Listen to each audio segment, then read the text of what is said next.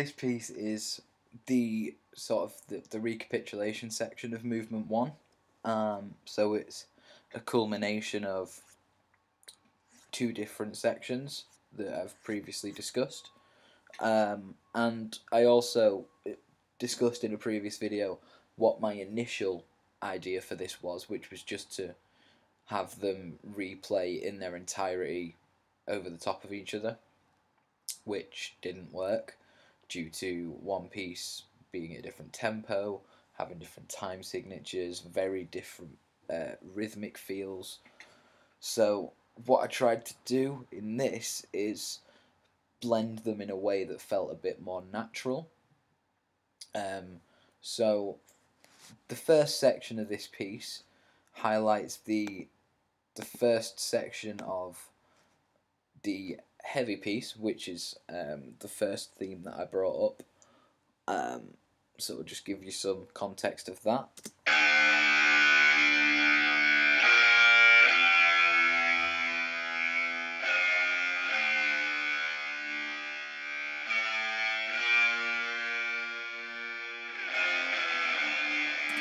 So obviously we remember that piece, and I blended it with the sort of Thin Lizzy melody of the second theme.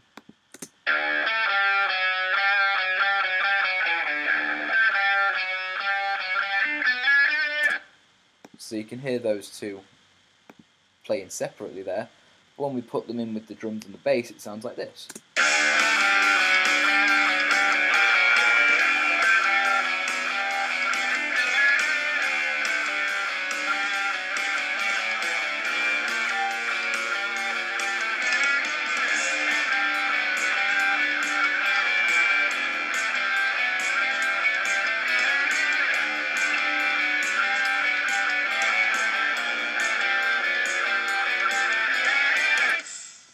So you can hear there that in terms of the drums, I chose to work more closely with the second theme, the Thin Lizzy type theme in terms of the drum feel, and we reverted the first theme, these top two tracks, from being the main focus of their initial track to being the rhythm section of this section in the recapitulation part of the movement. And I thought that was a good way to do things because obviously the melody of the Thin Lizzy style riff, the rhythm section underneath it was just strumming chords essentially. So to try and add some more movement to that, we blended it. I blended it with this part, the riff from the first theme, and then we get to where we are here on bar 17, and we flip that idea. So the first section moves into this. It's a little bit later on, so once we get to bar 33.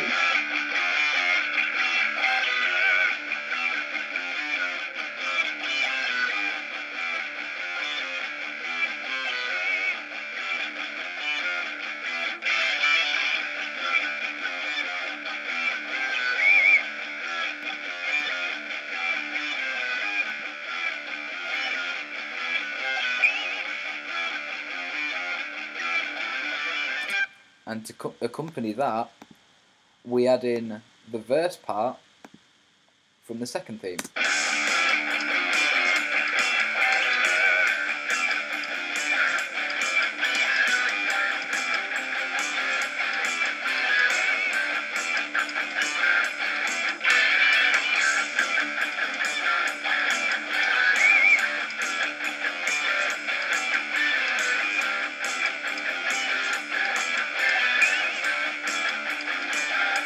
So the reason I did that was because, again, the first theme, the heavier theme, was all so closely rooted to D minor, and using that low D string in the drop D tuning on the guitars to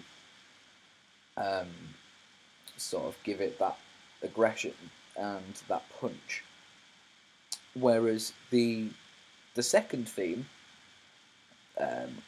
obviously the more poppy theme, moved between D and C in terms of its chords, D major and C major. It's having that juxtaposition of major and minor in the same part was quite an interesting thing to do, really. And obviously still keeping those drums just chugging away, like so. It gives it a lot of movement and a lot of momentum. But having those two guitar parts playing over each other, I thought it worked quite nicely because you do get that movement of the chords. If you just listen again.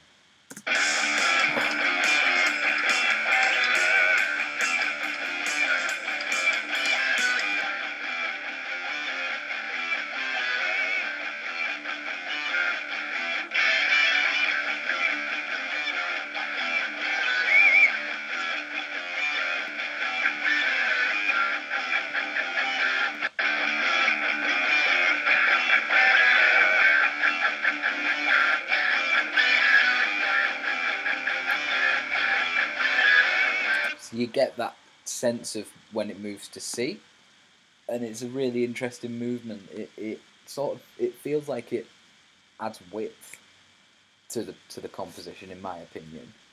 And I'll also quickly mention the reason why I used this sound.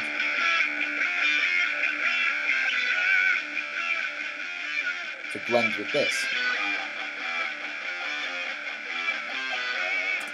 So the idea of using an octaver is something that I have used multiple times throughout this project, and especially in this first movement. And I think the reason why I've done that is because it adds a different feel, a different flavour, and it works really well when you're grouping it with a much lower sound like this. And when you blend it with everything,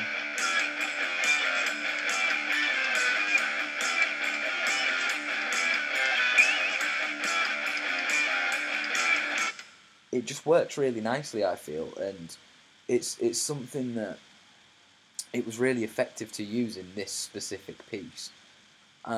So I'll show you what happens when we get to the next section. So in terms of the first part, this is the section where everything sort of comes together, and it's the section from the first piece that had the 5/4 bar in it. Basically, I've taken that 5/4 bar out, had it all in straight 4/4 again, but I've used the rhythm guitars in here to provide the movement that we had from the harmony guitar in that section. So I'll just play that for you in full.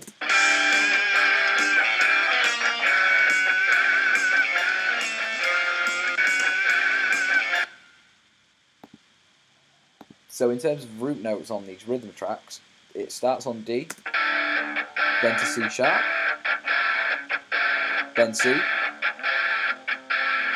then B, and it's these guitars are also in drop D. So we start off playing what would be a sort of a D with the ninth in there, but it's still sort of power chordy type feel. And then when we move to the C sharp, we keep that same shape and literally just drop the D to the C sharp, so it adds a really dissonant feel. We go to the C and we do the same again. We just move that first finger another fret down to C. Same again on the B. And then there we shift the harmony note on the A string down a fret. So they are quite sort of stretched out chords, sort of look like your hand's a bit of a spider.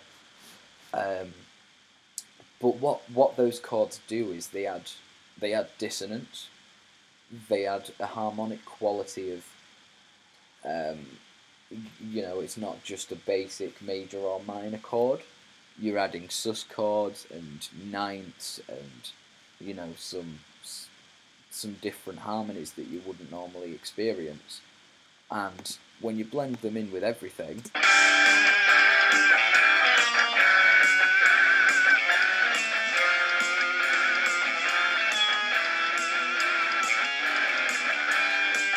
it adds a really nice atmosphere. I feel it's adding more to that original section that initially felt quite bare, intentionally so, because I wanted to really accentuate that lead part. I really wanted to make the most of that. And in terms of the bass, that's actually just playing pretty much the same as it was before, but more with single notes.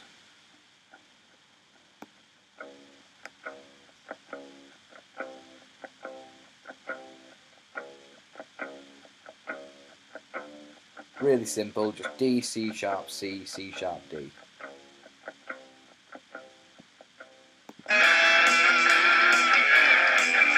It's got a little riff here.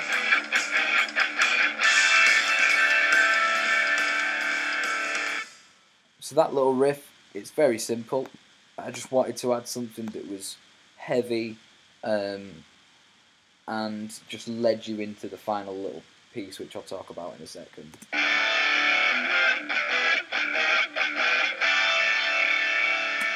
And we've gone with something quite chromatic there again, so you can hear that here.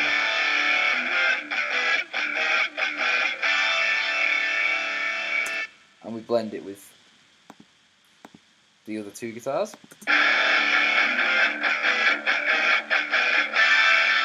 And these two just chug on the open D.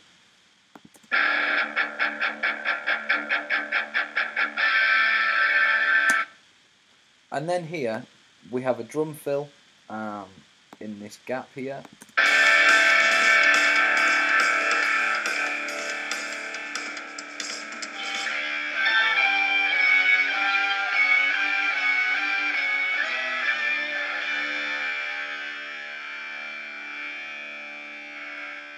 And then we re-establish that first theme that we used on the Heartbroken guitars, with a sort of a diminuendo kind of idea, and we also use it as a sort of recitative where it slows gradually for a big finish. And I thought that was a nice way to end the first movement. So you've had all of this this experience of these heavy guitars, and then some really poppy guitars and music, and then you have the sort of ethereal section that's in 7/4, and we come into this piece and it's all quite forceful and forward, and we just end it with that nice slowed recitative, and it just leads you out and away into movement 2. Alright, thank you.